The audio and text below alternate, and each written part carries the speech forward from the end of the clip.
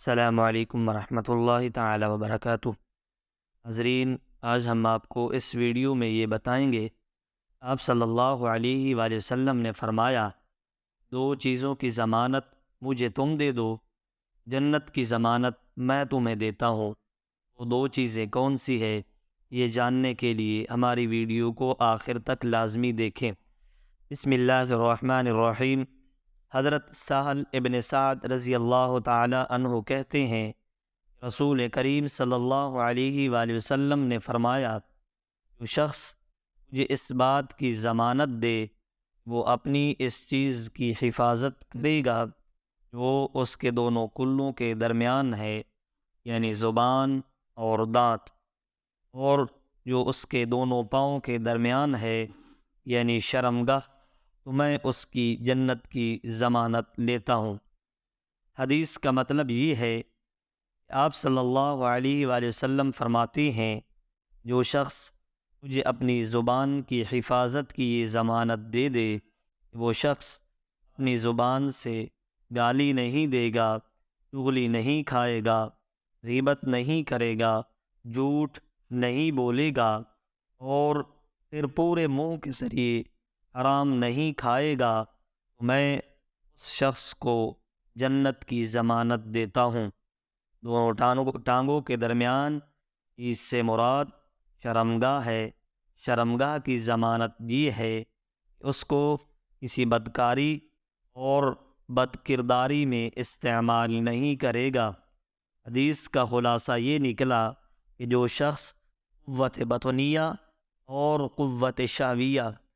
جو منہ اور شرمگاہ کے ذریعے سے حاصل ہوتی ہے، ان دونوں قوتوں کی حفاظت کی ضمانت دے گا، اس کو جنت کی ضمانت ملے گی۔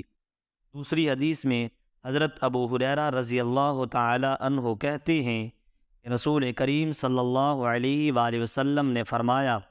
حقیقت یہ ہے جب بندہ اپنی زبان سے کوئی ایسی بات نکالتا ہے جس میں حق تعالیٰ کی خوشنودی ہوتی ہے، تو اگرچہ وہ بندہ اس بات کی اہمیت کو نہیں جانتا، لیکن اللہ تعالیٰ اس کے سبب سے اس کے درجات بلند کر دیتا ہے۔ اسی طرح جب بندہ کوئی ایسی بات زبان سے نکالتا ہے جو حق تعالیٰ کی ناخوشی کا ذریعہ بن جاتی ہے، تو اگرچہ وہ بندہ اس بات کی اہمیت کو نہیں جانتا، یعنی وہ اس بات کو بہت معمولی سمجھتا ہے اور اس کو زبان سے نکالنے میں کوئی مذائقہ نہیں سمجھتا، لیکن حقیقت میں وہ بات نتیجے کے اعتبار سے اتنی ہیبت ناک ہوتی ہے، وہ بندہ اس کے سبب سے دوزخ میں گر پڑتا ہے۔ بخاری اور مسلم کی ایک روایت میں یہ الفاظ ہیں کہ وہ اس کے سبب سے دوزخ میں اتنی دور گرتا ہے جو مشرق و مغرب کے درمیانی فاصلے سے بھی زیادہ ہے۔ یعنی اس شخص نے زبان سے جو بات کہی ہے، اس کو اس کی کوئی پرواہ نہیں ہوتی، اور نہ وہ اس کو کوئی اہم سمجھتا ہے، اور نہ دل و دماغ میں اس کو کوئی پرواہ رکھتا ہے، لیکن اس کے دور رس اثرات پڑتے ہیں، اور اس کلمے کی وجہ سے انسان کہیں سے کہیں پہنچ جاتا ہے۔ حدیث کا مطلب یہ ہے، کسی اچھی یا بری بات کو نظر انداز نہیں کرنا چاہیے، خواہ وہ بات بالکل معمولی سی کیوں نہ ہو۔ بہرحال زبان کی نگرانی ایک مسلمان کی ذمہ داری ہے کہ کہیں ایسا نہ ہو کہ ایک طرف سے نیکی کر رہا ہو اور دوسری طرف سے اس کو ضائع کر رہا ہو، اور اس کہاوت کا مصداق بن رہا ہو، نیکی کر کنویں میں پھینک۔ حدیث سے